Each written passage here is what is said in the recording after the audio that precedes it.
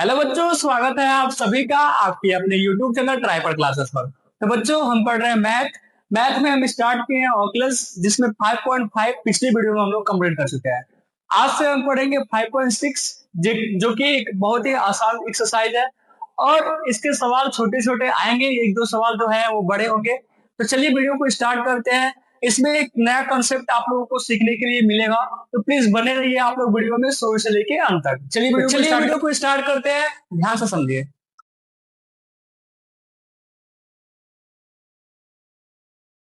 5.5 का सारा सवाल हम पिछले वीडियो में लगा चुके हैं।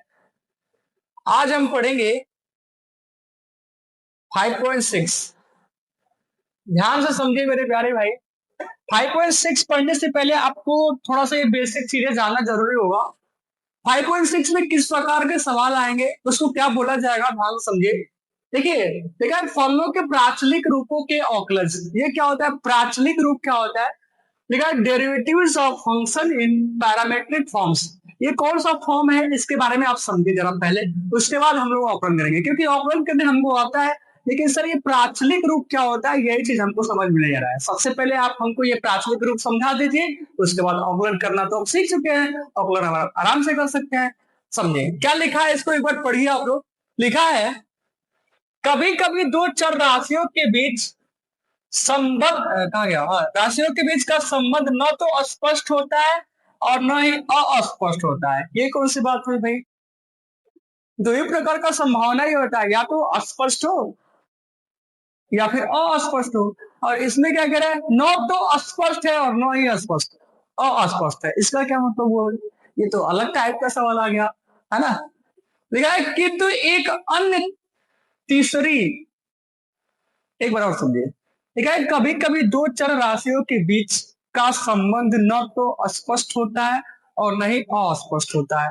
यानी एक राशि इधर है चरपद, एक राशि इधर है चरपद, इन दोनों के बीच जो रिलेशन होते हैं, कह रहा है कि वो रिलेशन जो है, संबंध, वो न तो स्पष्ट है और न ही अस्पष्ट है। ठीक है, किंतु एक अन्य जो कि तीसरी राशि हो गई, क्योंकि दो राशि तो यही हो चुका है, तीसरी चर राशि से पृथक पृथक, पृथक पृथक का मतलब हुआ अलग अलग संबंधों द्वारा प्रथम दो राशियों के मध्य एक संबंध स्थापित हो जाता है। ठीक है भाई, क्या मतलब है इसका? ऐसी स्थिति में हम कहते हैं कि उन दोनों के बीच का संबंध एक तीसरी चर राशि के माध्यम माध्यम से वर्णित है। ठीक है, यह तीसरी चर राशि प्राचल कहलाती है। जो तीसरी राशि है उसको क्या बोला जा रहा है? प्राचल, यानी पैरामीटर।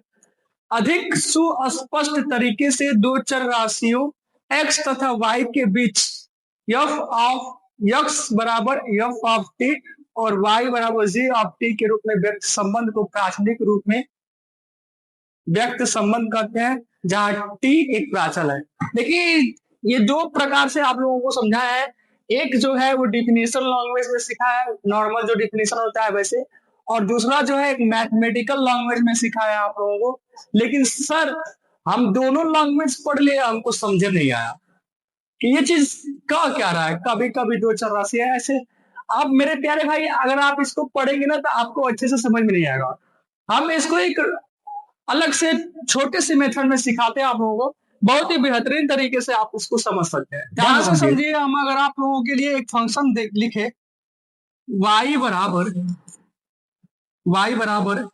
x+5, x+5 मान लो लिख लिए, y बराबर x+5। आप लोगों को पता होगा कि सर ये जो x है ना, वो y से जुड़ा हुआ है और ये डायरेक्ट जुड़ा हुआ है। एकदम क्लियर दिख रहा है कि अगर x की वैल्यू में, x के मान में अगर हम 5 जोड़ दें, x का कोई भी मान ले लो, मान लो 6 ले लिए, 6 में अगर हम 5 जोड़ दिए तो y की वैल्यू मिल जाएगी। x के मान में हम 5 जोड़ेंगे तो y की वैल्यू मिलेगी। यहाँ पे हमको क्लियर तरीके से समझ में आ रहा है। ठीक है, x और y जो है एक दूसरे से डायरेक्ट जुड़े हुए हैं। लेकिन क्या होगा कि अब ना x और y डायरेक्ट नहीं जुड़े रहेंगे। x और y को जोड़ने के लिए किसी तीसरे वेरिएबल, किसी तीसरे चर पद की आवश्यकता होगी। जैसे मान लीजिए हम लिख दिए y बराबर साइन टी, ठीक है, और फिर x बराबर, ठीक है, कुछ भी आप लिख सकते हो, टेन टी। देखिए, इसमें वेरिएबल ध्यान से समझिए मेरे भाई, y जो है वो t से जुड़ा हुआ है, t से। वाई किससे जुड़ा हुआ है, टी से, ठीक है। और एक्स जो है वो भी किससे जुड़ा हुआ है, टी से। ध्यान से समझिए, देखिए वाई जो है वो टी से जुड़ा हुआ है, एक्स जो है वो भी टी से जुड़ा हुआ है। एक्स और वाई एक दूसरे से रिलेशन में नहीं है, लेकिन ये दोनों जो है वो टी से जुड़े हुए हैं, टी से। इसका मतलब क्या हुआ, डायरेक्ट तो ये एक दूसरे से नहीं जुड़े हुए हैं, लेकिन ये किसी तीसरे के माध्यम से, यानी जो टी वाला वेरिएबल है टी, उसके माध्यम से ये दोनों आपस में जुड़े हैं ना। डायरेक्ट नहीं जुड़े हैं, लेकिन इनडायरेक्ट तो जुड़ रहे हैं ना। बात को समझिए, एक मैं हूं, एक मेरा दोस्त है, और दोस्त नहीं है, एक मैं हूं और एक और लड़का है, ठीक है।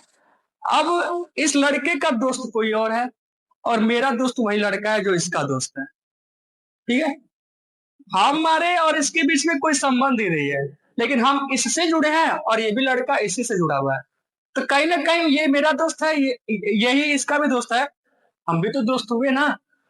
वही वही नियम है, डायरेक्ट हम दोनों नहीं जुड़ रहे हैं, किसी तीसरे के माध्यम से जुड़ रहे हैं।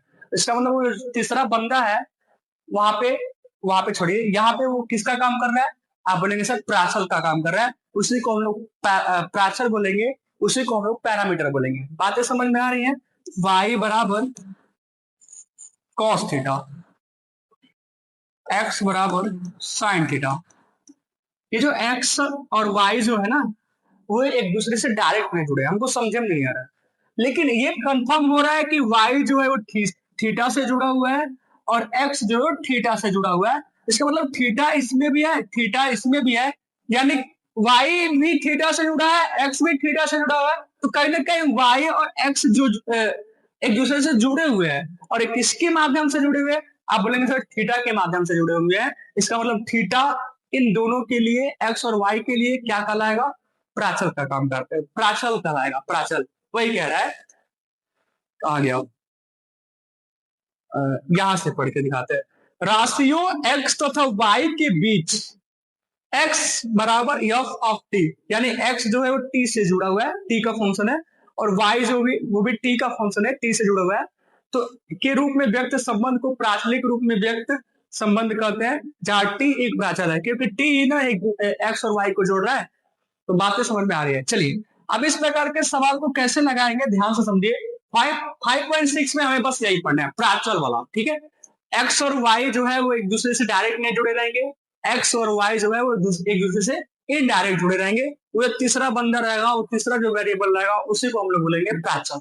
कैसे जुड़ा हुआ है, ध्यान से समझिए। अब यहाँ से कह रहा है कि डीवाई बटे डीएक्स का भी मान निकालिए। क्या, किसका मान निकालिए, डीवाई बटे डीएक्स का मान निकालिए। लिखा एक्स बराबर T A square T, sorry 2a t² और y बराबर 8t का पावर 4। ये सवाल है, ध्यान समझिए। कह रहा है कि डीवाई बटे डीएक्स का मान निकालिए, लेकिन यहाँ पे तो दो अलग अलग समीकरण है ना सर। यहाँ पे कैसे y आएगा, x बराबर टू ए टी स्क्वायर लिखा है, तो फिर डीवाई बटे डीएक्स कैसे निकलेगा, डीवाई बटे डीएक्स मेरे प्यारे भाई कैसे निकलेगा, आप लोगों के लिए एक सवाल है, बताइए। तो आप बोलेंगे सर डीवाई बटे डीएक्स का मान निकालने के लिए y और x को एक समीकरण में होना चाहिए, तभी तो y को x के रिस्पेक्ट में अवकलन करेंगे।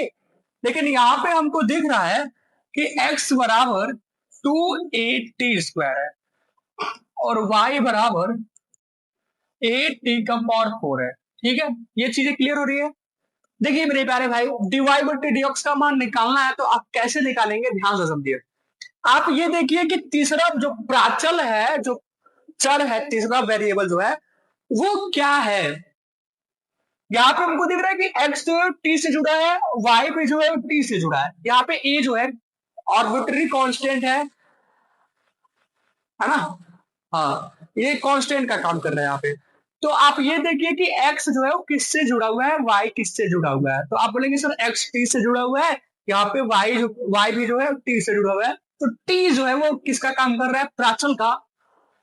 जो प्राचल का काम करेगा उसी के रिस्पेक्ट में दोनों समीकरण का अवकलन करना है, ठीक है। यहाँ पे टी के रिस्पेक्ट में आप अवकलन करेंगे।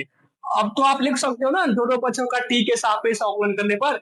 अब यहां से हो जाएगा dx बट्टे dt, टी के सापेक्ष, जिसके सापेक्ष अवकलन होता है वो बट्टे के नीचे होता है मेरे प्यारे भाई। dx बट्टे dt बराबर क्या हो जाएगा, यहाँ पे 2a तो कांस्टेंट है, अवकलन किसका होगा? सिर्फ आप बोलेंगे sir D by D T of T square, केवल टी स्क्वायर का अवकलन होगा। तो कितना हो जाएगा? अब आप यहां से डायरेक्ट बोल सकते हो कि सर दो आगे आ जाएगा, दो दूना चार ए, और चार ए इसमें से घटेगा तो केवल टी बचेगा। भाई टी के रिस्पेक्ट में टी का अवकलन हो गया, खत्म। डी टी बटे कुछ भी लिखेंगे ही नहीं, यानी डीएक्स बटे डी टी का मान आ गया 480, कोई दिक्कत नहीं है। सेम ऐसे इसमें भी, ये भी तो टी से ही ना जुड़ा हुआ है, ये भी किससे जुड़ा हुआ है मेरे प्यारे भाई? बताइए आप लोग। आप बोलेंगे सर प्राचल का काम टी कर रहा है, ये सब टी से ही जुड़े हुए हैं, तो ध्यान से समझिए, इसको भी टी के रिस्पेक्ट में अवकलन करेंगे। आप यहाँ पे क्या लिखोगे? दोनों पक्षों का टी के सापेक्ष अवकलन करने पर, जब आप अवकलन करेंगे टी के सापेक्ष, ये जगह डीवाई बटे डी टी बराबर, यहाँ पे एक कांस्टेंट है, केवल अवकलन होगा आपका टी का पावर 4 का, ये डीवाई बटे डी टी बराबर। देखिए टी के रिस्पेक्ट में टी का अवकलन वही वाला फंक्शन है, आपने फार्मूला सीखा होगा, D by D x of x का पावर एन वाला, है ना? एक्स है तो एक्स है, हाँ एन आगे आ जाता है, वैसे ही टी है तो टी है, कोई दिक्कत ही नहीं है इसमें। चार आगे आ जाएगा तो 4a टी का पावर 3 हो जाएगा। चूंकि टी के रिस्पेक्ट में कर रहे हैं और यहाँ पे टी पहले से ही है, इसलिए दोबारा अवकलन नहीं होगा। जिसके रिस्पेक्ट में आपको करना है अवकलन, वही चीज न रहना चाहिए यहाँ पे, पहले से एक टी है तो फिर दोबारा अवकलन नहीं करेंगे। चलिए सवाल ये उठता है कि सर हमको तो डीवाई बटे डीएक्स का मान निकालना है, और यहाँ पे डीएक्स बटे डी का मान आ रहा है, डीवाई बटे डी का मान आ रहा है, ये क्या मतलब हुआ? डीवाई बटे डीएक्स कैसे आएगा, आपको ये सोचना है ना, डीवाई बटे डीएक्स कैसे आएगा मेरे प्यारे भाई? बताइए आप लोग, कुछ आइडिया लगाइए, क्योंकि जो हमारे पास दिया है ना, उसी की मदद से हमको आंसर लाना पड़ेगा। चलिए बताइए, आप पहले देखिए कि किसका मान निकालना है आपको। आप बोलेंगे सर डीवाई बटे डी का मान, डीवाई बटे डीएक्स का मान निकालना है, डीवाई बटे डीएक्स का मान निकालना है, ठीक है? जो हमारे पास है उसी की मदद से हम लोग इसको लाएंगे, डीवाई बटे डीएक्स का मान निकालना है। देखिए इसमें डीवाई ऊपर है, डीवाई कहाँ है? ऊपर, यानी डीवाई को ऊपर आना चाहिए। यहाँ पे देखिए डीवाई ऊपर है, ठीक है ना? डीवाई बटे डी जिसमें डीवाई किधर है? ऊपर है, हम लिख सकते हैं डीवाई बटे डी। अब देखिए डीएक्स को कहाँ पे लाना है? डीएक्स को नीचे लाना है, और इसमें डीएक्स किधर है?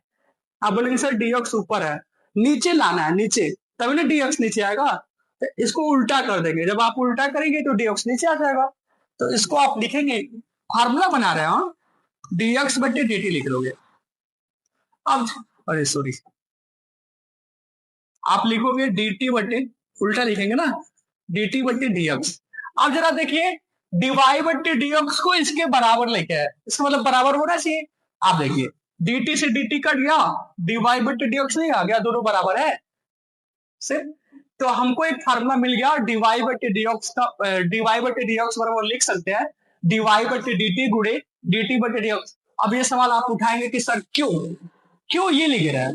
भाई कैसे भी करके हमको ये फार्मूला बनाना है डीवाई बटे डीएक्स, जो दिया है इसी की मदद लेके ना हम बनाएंगे हम लोग ये डीवाई बटे डीएक्स, क्योंकि हमको डीवाई बटे डीएक्स का ही मान निकालना है, ठीक है? तो हम लोग इस तरीके से बनाएंगे। हमेशा आप क्या करिएगा, डीवाई बटे डीएक्स बराबर हो जाएगा डीवाई बटे डी जो आएगा उसको वैसे ही लिख लीजिएगा, और उसके बाद डीएक्स बटे डी जो आएगा उसको उल्टा कर दीजिएगा, आराम से डीवाई बटे डीएक्स का मान निकल सकता है मेरे प्यारे भाई। निकल सकता है नहीं? निकलेगा।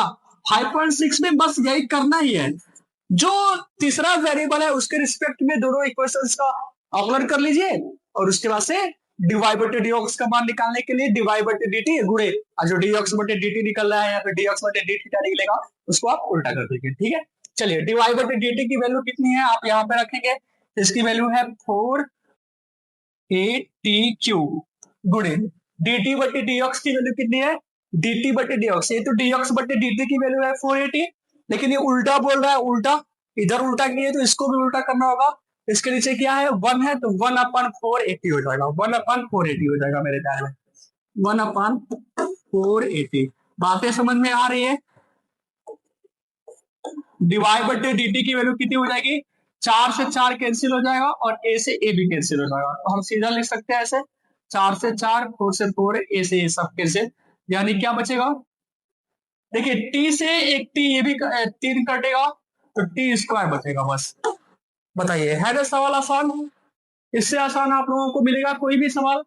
मेरे प्यारे भाई इस एक्सरसाइज छोड़िए, इस अवकलन का सबसे आसान एक्सरसाइज कब से बेसिक जो अवकलन था 5.2 उसके बाद जो 3 आया है 4 आया है 5 आया है उन सब में सबसे आसान 5.6 ही है। ठीक है तो x बराबर दिया रहेगा y बराबर दिया। अभी एक दो सवाल लगेगा तो समझ में आएगा आप लोगों को।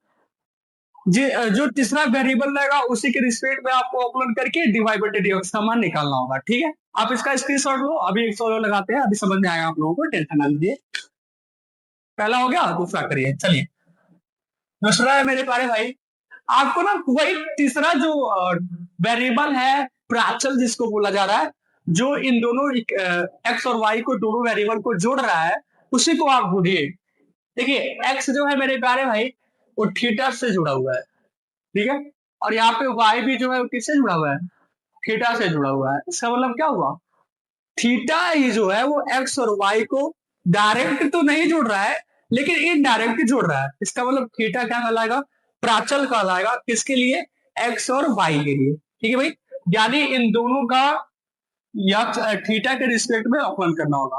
तो सबसे पहले आप इक्वेशन को लिखिए a cos थीटा,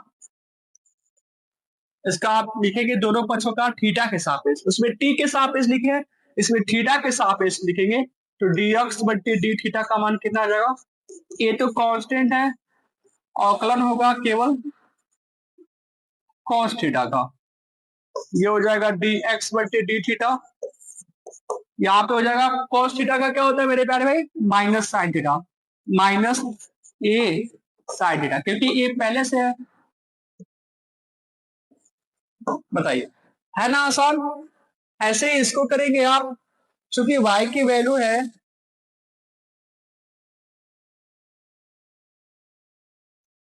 y बराबर दिया है b cos थीटा। आप क्या लिखेंगे मेरे प्यारे भाई?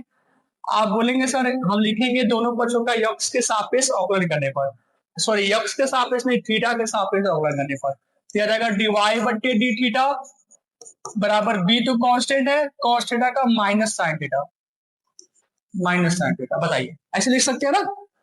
चलिए अब आपको निकालना क्या है? आपको निकालना क्या है मेरे प्यारे भाई? क्योंकि वो दो लाइन में हुआ है एक ही लाइन में हुआ है। आपको पता है कि cos थीटा का अवकलन करना है, ये कंफर्म है क्योंकि ये कांस्टेंट है। फिर भी आप लिख करके दिखा रहे हो कि सर देखिए हम जा रहे हैं cos थीटा का अवकलन करने। आएगा तो एक नंबर में आएगा बाबू, लिखने से काम नहीं चलेगा, डायरेक्ट किया करिए। जब आपको पता है कि cos थीटा का अवकलन करना है तो फिर भी आप लिख रहे हो, क्या मतलब है? आप डायरेक्ट अवकलन करो ना, cos थीटा का क्या होता है? माइनस साइन थीटा, सीधे हो जाएगा माइनस साइन थीटा। बातें समझ में आ रही है? चलिए क्या होगा यहां से? अब हमको ना मेरे प्यारे भाई हमको मान निकालना है डीवाई बट्टे डीएक्स का मान, डीवाई बट्टे डीएक्स का मान। किसका मान निकालना है? डीवाई बट्टे डीएक्स का मान। लेकिन डीवाई बट्टे डीएक्स तो है नहीं, हमारे पास है डीएक्स बट्टे डी थीटा और डीवाई बट्टे डी थीटा है। तो सर डीएक्स बट्टे डी थीटा और डीवाई बट्टे डी थीटा की मदद से डीवाई बट्टे डीएक्स निकालेंगे कैसे? अभी अभी पिछले सवाल में बताया है। आप ये ध्यान दीजिए कि डिवाई बट्टे ऊपर आना चाहिए, डिवाई ऊपर, तो पहले आप इसको लिख लो डिवाई बट्टे डी थीटा ऊपर ही। देखिए डिवाई ऊपर आ गया, अब डीएक्स नीचे चाहिए, डीएक्स किधर चाहिए? नीचे चाहिए, इसको उल्टा करके लिख लो डी थीटा बट्टे डीएक्स। बताइए तो डी थीटा से डी थीटा कैंसिल हो जाएगा, नहीं आ गया डिवाई बट्टे डीएक्स। बस अब दोनों का मान रखेंगे आप, डिवाई बट्टे डीएक्स बराबर डिवाई बट्टे डी थीटा, डीवाई बट्टे d theta minus b sine theta गुणे डी थीटा बट्टे डीएक्स। तो इसका उल्टा ना, ये तो डीएक्स बट्टे डी थीटा का मान है, हमको चाहिए डी थीटा बट्टे डीएक्स की वैल्यू। तो इसके नीचे एक है तो एक ऊपर चला जाएगा और वो पूरा नीचे आ जाएगा, 1 माइनस ए साइन थीटा। बताइए मेरे बारे भाई क्या समस्या है? आपको डीवाई बट्टे डीएक्स की वैल्यू चाहिए, तो माइनस से माइनस कैंसिल हो गया और साइन थीटा से साइन थीटा कैंसिल हो गया। एकदम नॉर्मल सवाल है, बहुत ही आसान है, ऊपर भी आ गया हम डी बाई ए। बताइए, आई कोई समस्या? एक नंबर में पूछेगा, एक नंबर में लिखने लिखते रहना इतना। डायरेक्ट आप यहाँ से बता सकते थे भी, ए से माइनस कर दिया, साइन थीटा से साइन थीटा कर दिया, डी बाई ए। प्रैक्टिस में हो जाएगा, आप टेंशन ना लीजिए, ठीक है भाई। चलिए इसका स्क्रीनशॉट लीजिए, बहुत ही आसान सवाल है ये भी, स्क्रीनशॉट लो आप पहले। चलिए अगला लगाते हैं, एक्स बराबर साइन टी। तीसरा जो प्राचल है ना, उसके उसको ढूंढिए उसको। एक्स बराबर साइन टी, वाई बराबर कॉस टू टी। बताइए क्या है वो थर्ड वाला वेरिएबल, क्या है? अब बोलेंगे सर एक्स जो है वो टी से जुड़ा हुआ है, और वाई भी जो है वो भी किससे जुड़ा हुआ है? टी से जुड़ा हुआ है। इसका क्या मतलब हुआ? इसका मतलब हुआ कि टी जो है वो प्राचल का काम कर रहा है दिए गए समीकरण में। तो जो प्राचल का काम करता है उसी के रिस्पेक्ट में अवकलन करना होता है। तो इस सवाल को टी के सापेक्ष अवकलन करेंगे। तो सबसे पहले हम लोग सवाल लिखेंगे एक्स बराबर साइन टी। यहाँ पे क्या लिखे हैं मेरे प्यारे भाई, बताइए आप लोग। आप कहेंगे सर दोनों पक्षों का टी के रिस्पेक्ट में अवकलन कर रहे हैं, टी के सापेक्ष अवकलन करने पर ये हो जाएगा dx बटे dt। अब ये साइन टी का अवकलन cos टी, ठीक है। अगर आपको लाइन बढ़ाना है तो फिर आप लिखिए dy dt of sine T. आपको पता है कि साइन टी का अवकलन करना है, फिर भी आप लिख रहे हो। लिखिएगा क्या करना है, dx बाई dt बराबर cos टी। एक नंबर में आपको समय नहीं गंवाना है मेरे प्यारे भाई, ये सब डायरेक्ट किया करिए, डायरेक्ट। अब नहीं तो कब? हाँ, अब नहीं तो कब मेरे प्यारे भाई? इसको बताइए क्या लिखे, पढ़िए। दोनों पक्षों का टी के सापेक्ष अवकलन करने पर तो डीवाई बट्टी डी टी बराबर, चलिए इसका बताइए, लिख दे इसको भी, डी वाई डी टी। आप सब गधों को पता है, सबको पता है कि cos 2t का अवकलन करना है, इसका माइनस साइन 2t होगा, सबको पता है, फिर भी हमसे लिखवा है, हाँ? जुर्म कर रहे हो मेरे ऊपर, पाप लगेगा पाप मेरे प्यारे भाई।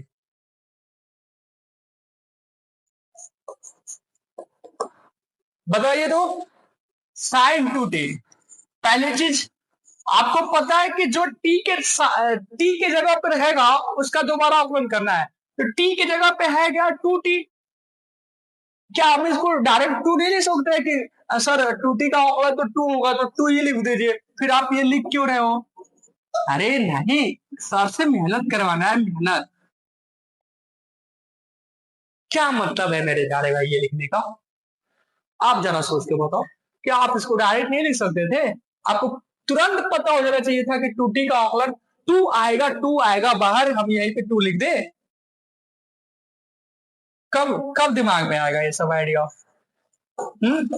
फरवरी में जब एग्जाम खत्म हो जाएगा तब?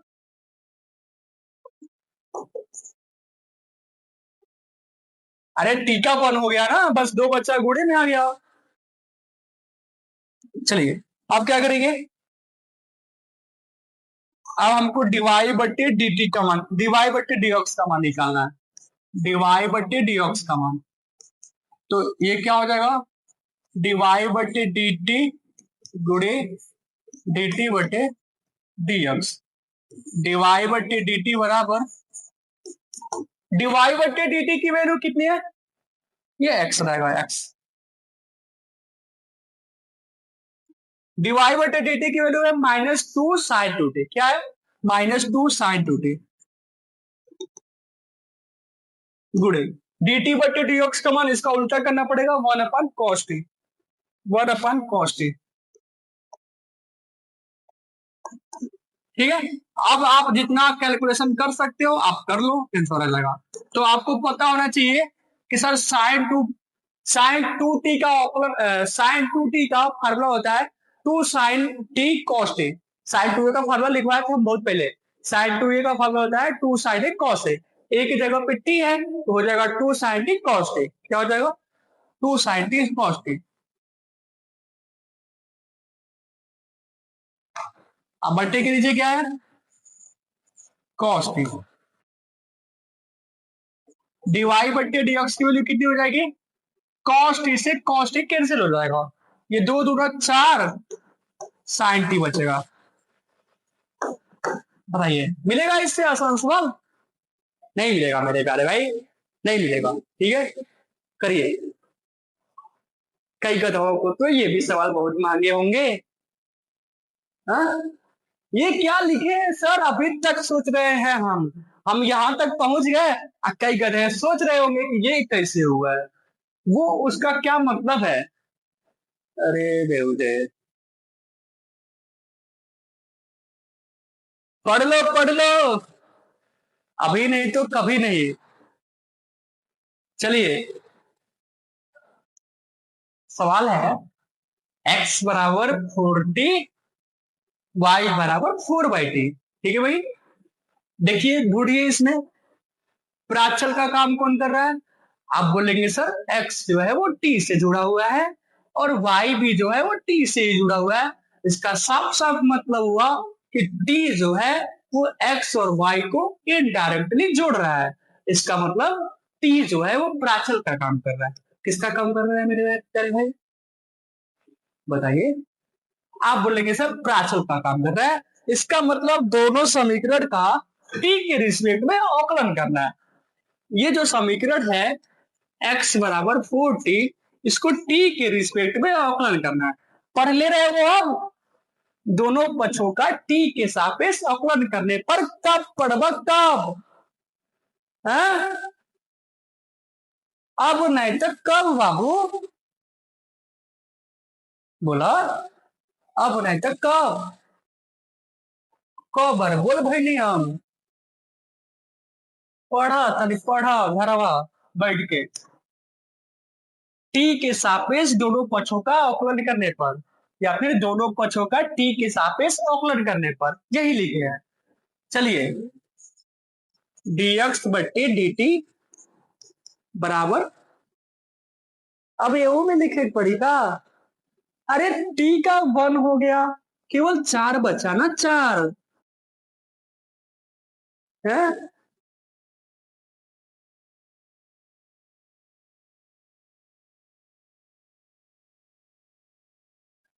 बताओ, y बराबर 4/t,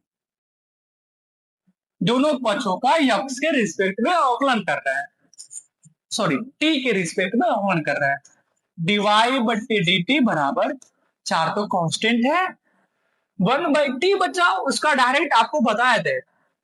कहाँ पल्ले पड़ रहा है सर, भाई पिछला पढ़ा है तो अभी समझ में नहीं आया, अब पता नहीं कितने दिन पहले पढ़ा है वो समझ में आएगा आपको ना। इतना मेरी बुद्धि तेज नहीं है, बोलो ऐसा। गोबर भरा है गोबर सर, क्या हम इसको ऐसे लिख सकते हैं? अरे ऊपर से 4 हटा, 1/t हुआ, तो 1/t को नहीं लिख सकते हम t का पावर -1। डिवाई बटे dt की वैल्यू हो जाएगी मेरे प्यारे भाई 4, -1 आगे आ जाएगा और इसमें से घटेगा तो ये -2 होगा, जो कि बट्टे के नीचे आके फिर +2 हो जाएगा। ठीक है, डिवाई बटे dt बराबर हो जाएगा -4/t²। अब आपको निकालना है हर एक सवाल में वही काम, हर एक सवाल में वही काम आपको निकालना है। डिवाई बटे dx का मान मेरे प्यारे भाई, डिवाई बटे dx का मान कितना हो जाएगा, डिवाई बटे dt गुणे dt बटे dx, डिवाई बटे dx बराबर, डिवाई बटे dt की value -4/t²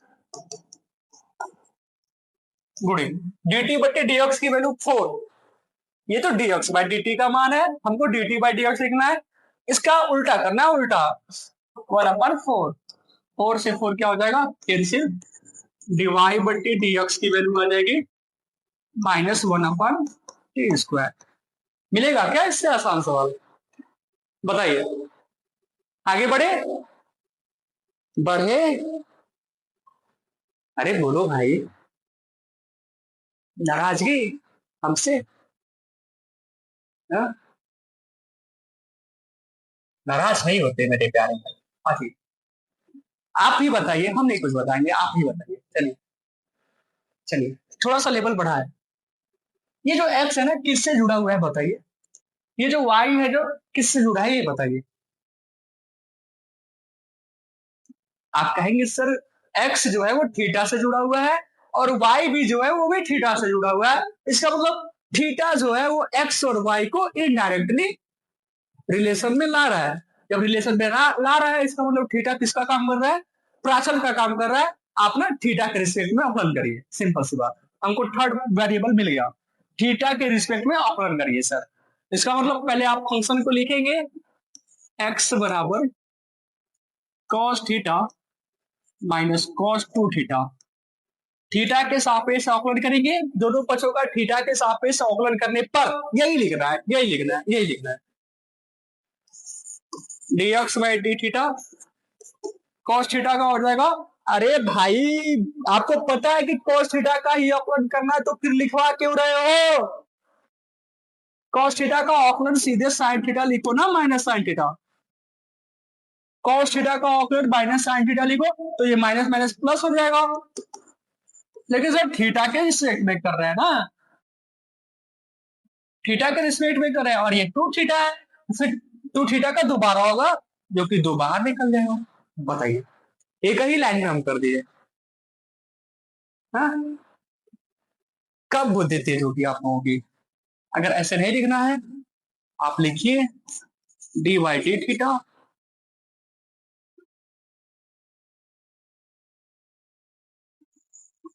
cos theta minus cos two theta d x by d theta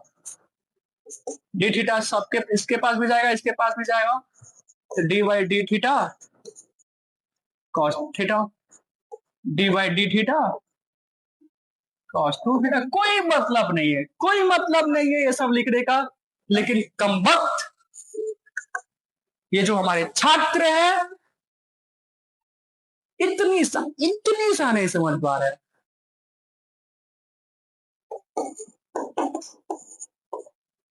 सुधर जाओ बाबू सुधर जाओ।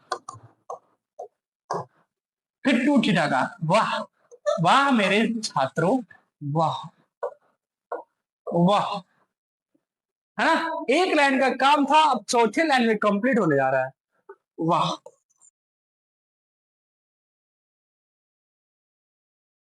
बहुत सुंदर, माइनस माइनस प्लस इसका दो हो जाएगा, वाह।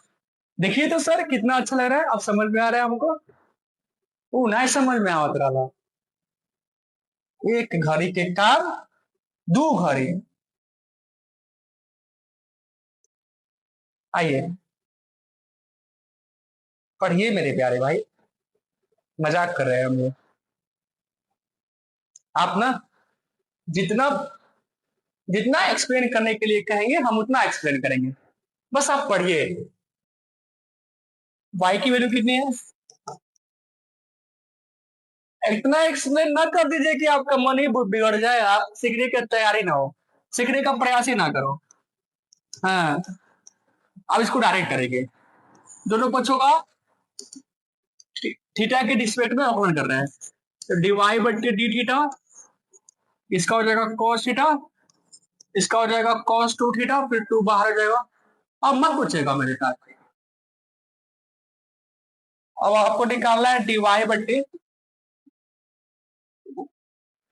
डीएक्स की वैल्यू, इसका फॉर्मूला होगा डीवाई बट्टे डी टी गुणे डी टी बटे डीएक्स, ठीक है।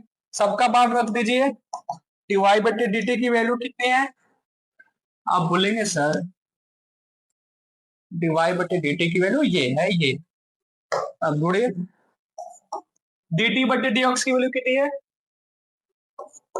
माइनस साइन थीटा, अच्छा उल्टा लिखना पड़ेगा ना इसको, माइनस को बाद में लिख लीजिए, टू साइन टू थीटा का पहले लिख लीजिए, ऐसे लिखिए माइनस साइन, अरे यार कहाँ दिमाग लग रहा है, one upon minus sine theta plus two sign to theta, ठीक है भाई। इसी को हल कर लीजिए आंसर आ जाएगा, कैसे हल करें,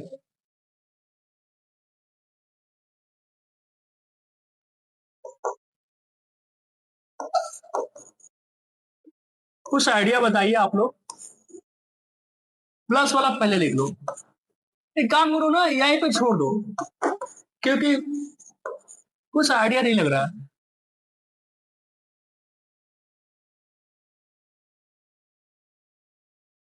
ठीक है, यहीं पे छोड़ दो।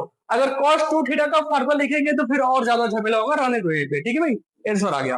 आंसर दिया भी होगा, बुक में हम चेक नहीं किया है, लेकिन आंसर दिया होगा। नहीं दिया होगा तो बताइएगा। ठीक है, रहने दो यहीं पे। बताइए क्या समस्या है इस सवाल में।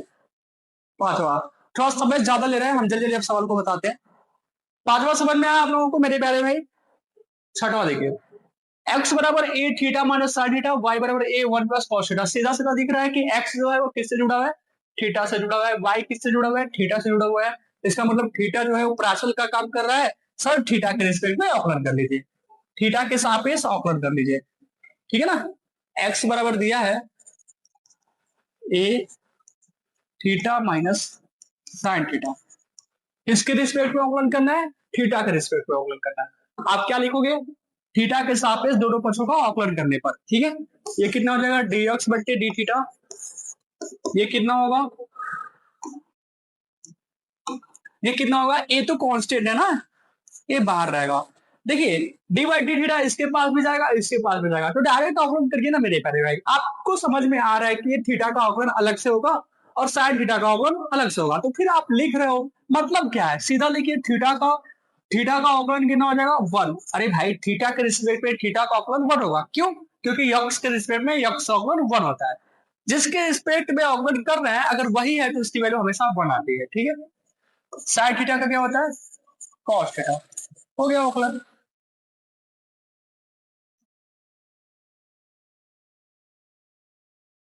जानबूझ के कठिन चीजें नहीं बनाई जाती है। ठीक है, जो कठिन होता है वो कठिन होता है।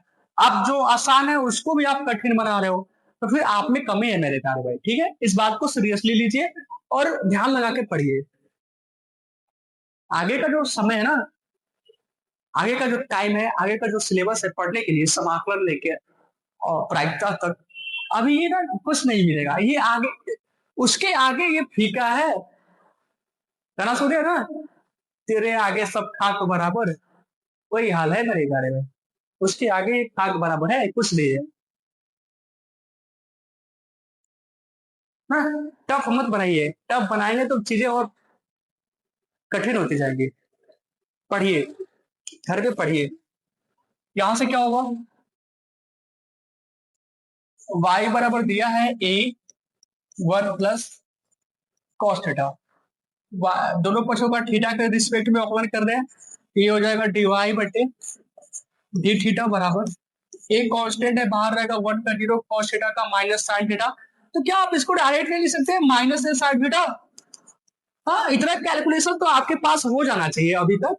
आपको ये क्लियर हो गया कि वन का जीरो होगा, कॉस थीटा का माइनस साइन थीटा होगा, तो ए का केवल इसी में ना जुड़ा होगा, क्योंकि एक एक तो जीरो हो चुका है। ए का गुणा केवल कॉस थीटा में होगा, क्योंकि कॉस थीटा का अवकलन माइनस साइन थीटा है, तो माइनस ए साइन थीटा आ जाएगा। खत्म।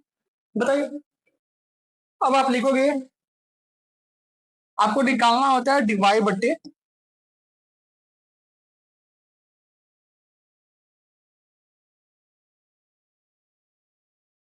डीवाई बट्टे डी एक्स की वैल्यू। इसका फॉर्मूला होगा डीवाई बट्टे डी टी, थीटा के रिस्पेक्ट में करें ना, डीवाई बट्टे डी थीटा गुणे डी थीटा बट्टे डी एक्स। ऐसे, तो डीवाई बट्टे डी थीटा की वैल्यू कितनी है, ए माइनस ए साइन थीटा, माइनस ए साइन थीटा गुणे डी थीटा बट्टे डी एक्स की वैल्यू कितनी है, ए वन माइनस कॉस थीटा। तो ये उल्टा हो जाएगा, one upon one minus cos theta. अच्छा ए भी है ना गुणे में, ए लिख लो, ए से ए कैंसिल हो जाएगा, ए साइन थीटा, अरे ए से ए कैंसिल हो गया ना। अब एक चीज पूछेंगे, बताइए आप लोग, हम जब ट्रिग्नोमेट्री पढ़ा रहे थे तो उसमें बताए थे, जब cos थीटा के पास माइनस मतलब वन आ जाता है तो वन गायब करने के लिए क्या करते हैं, ये चीज बताइए। है किसी को आइडिया? बहुत ही एक्सप्लेन किए थे उस समय, हमको पूरी तरह से याद है कि हम इसको बेहतरीन तरीके से बताए थे। जब भी one one minus cos theta आ जाए सवाल में कहीं पर भी, वन प्लस कॉस थीटा आ जाए, कॉस थीटा माइनस वन आ जाए, कॉस थीटा प्लस वन आ जाए, इस प्रकार के कभी भी सवाल आएंगे तो कॉस टू थीटा का फार्मूला हम लिखवाए थे, कॉस टू थीटा का।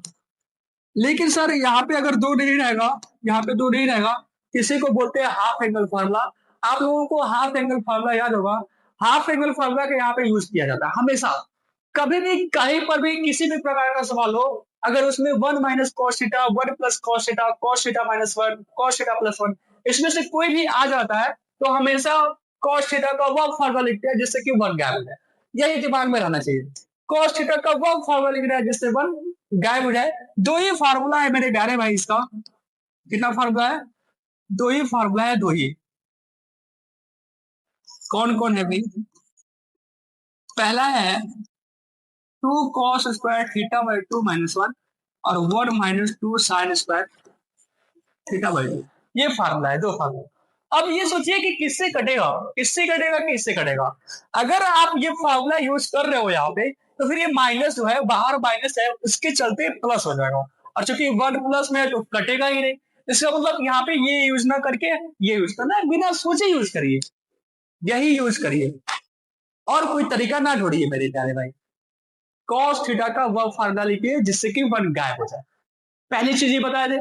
दूसरी चीज ये बताए थे कि कभी भी अगर ये नीचे है ऊपर है, अगर हम इसको यूज कर रहे हैं हाफ एंगल फार्मूला, तो फिर ऊपर साइन थीटा या फिर नीचे साइन थीटा जरूर रहेगा, तो उसका भी आपको हाफ एंगल फार्मूला यूज करना होगा। ठीक है, ये चीजें बताए थे तो उसको ज्यादा समय नहीं देंगे हम। तो साइन थीटा को लिख सकते हैं two sine theta by two. अरे यही है हाफ एंगल फार्मूला मेरे प्यारे भाई। आप लोग फार्मूला देखिए तब समझ में आएगा। वन माइनस कॉस थीटा के फार्मूला ये आप लिख सकते हैं, one minus two sine square theta by two, two sine square theta by two. अब यहां से क्या हो जाएगा, two sine theta by two cos theta by two बटे वन से वन कैंसिल हो जाएगा, minus minus plus, two sine square theta by two आ जाएगा। ठीक है,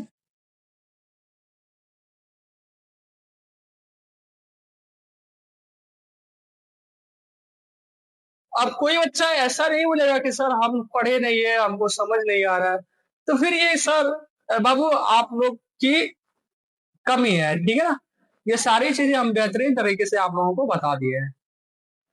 ठीक है भाई, अब देखिए, क्या यहाँ से दो कटेगा, क्या साइन थीटा से एक साइन थीटा कटेगा, ऊपर एक कॉस थीटा बाई टू बचा, नीचे एक साइन थीटा बाई टू बचा, क्या ये कॉट थीटा बाई टू हो जाएगा? बताइए, है ना आसान सवाल। ये चीजें आप लोगों को अगर पता होता कि यहाँ से हम लोग करेंगे क्या, अगर ये याद रहता तो आप लोग बिना एफर्ट्स डाले, बिना ही मुश्किल का ये आप लोग सवाल लगा सकते थे। ठीक है, लगाइए। चलिए, जो बच्चा भूल गया है अब से नहीं भूलेगा ये चीज, हमेशा दिमाग में रख लो कि one minus cos theta, one plus cos theta, cos theta minus one, या फिर कॉस थीटा प्लस वन, इसमें से कोई भी हो, हमेशा क्या यूज करना है, हमेशा कॉस का वो फार्मूला यूज करना है हाफ एंगल वाला, जिससे कि वन गायब हो जाए। बस वन को कैसे भी करके गायब करना रहेगा। ठीक है भाई, चलिए इसका स्क्रीनशॉट लीजिए, अब हम पढ़ेंगे। तो चलिए बच्चों, आज के लिए रहने देते हैं, मिलते हैं आप लोगों से कल। कल की वीडियो में ये जो 5.6 है वो कंप्लीट हो जाएगा, और हम लोग पढ़ेंगे 5.7 जो कि डबल डेरिवेटिव द्वितीय कोटि का अवकलज है, यानी उस एक सवाल में दो बार अवकलन करने को रहेगा, उसको हम पढ़ेंगे परसों। तो चलिए वीडियो को अंत करते हैं, आज के लिए इतना ही, धन्यवाद, मिलते हैं आप लोगों से कल।